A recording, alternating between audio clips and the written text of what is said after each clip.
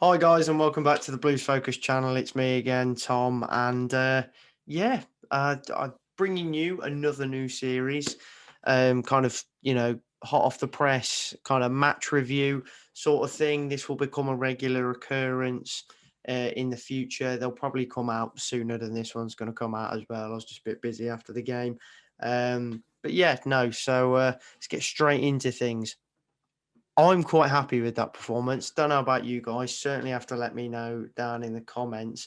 But overall, I was very happy with the 0-0 draw. Solid defensive display. I feel like the setup was all, I thought it was, right, to be honest. I think it was all spot on, bang on. The lineup was good. I was so happy to see McGree involved and, picking him paid dividends in the end. He was fantastic. He was out of position as well for the majority of the game. Left wing back isn't his natural position. So to see him adopt that role was fantastic. And what a job he did.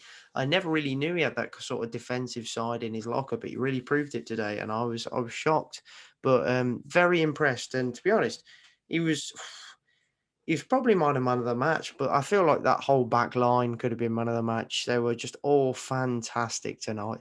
Um, and even Ethers in goal was brilliant. Midfielders were good. I saw Sunjic got a lot of stick after the game, which I personally thought was a bit harsh because yes, he lost the ball once or twice, but defensively he was solid.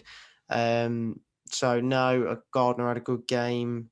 Harper, when he came on, was all right. Terrell didn't really get to do much because he was injured. I thought Hogan was good in the first half, very effective. He just got a bit nullified in the second half.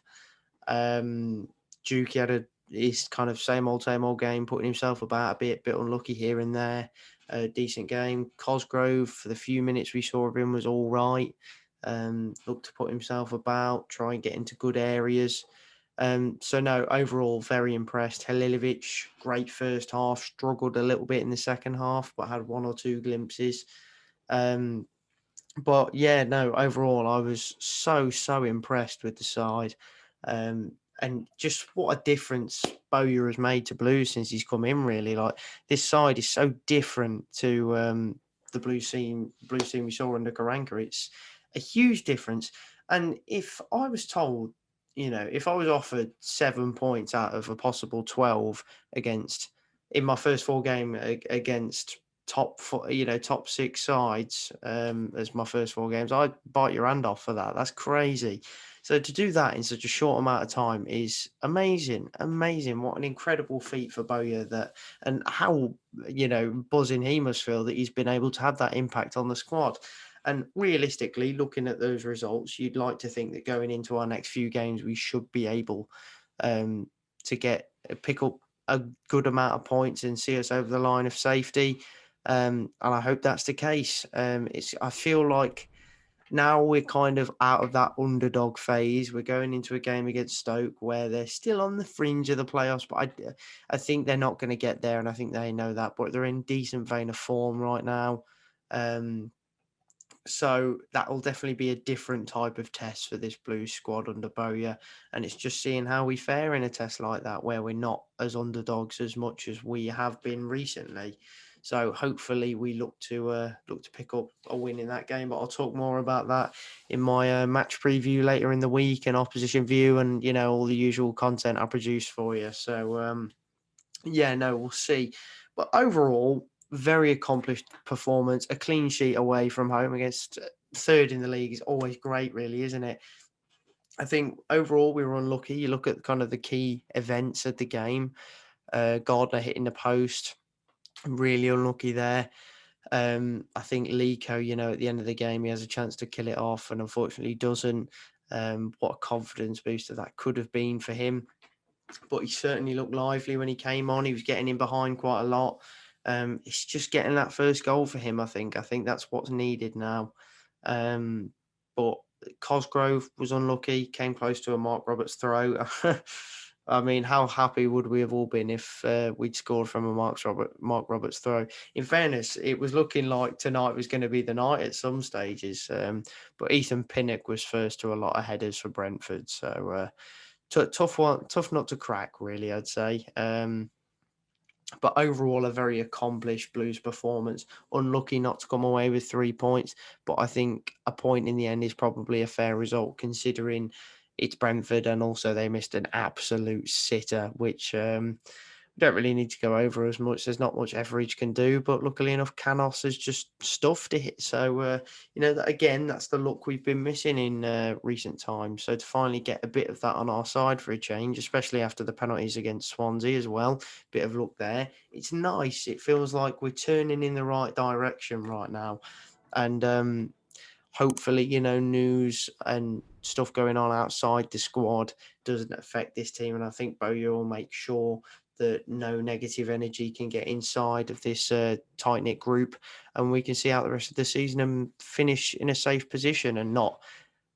What would be great is if we don't have to go to the final day. That would be fantastic, and I think that will definitely be an objective of Lee Bowyer's. But no, back to the game again. Overall, very happy.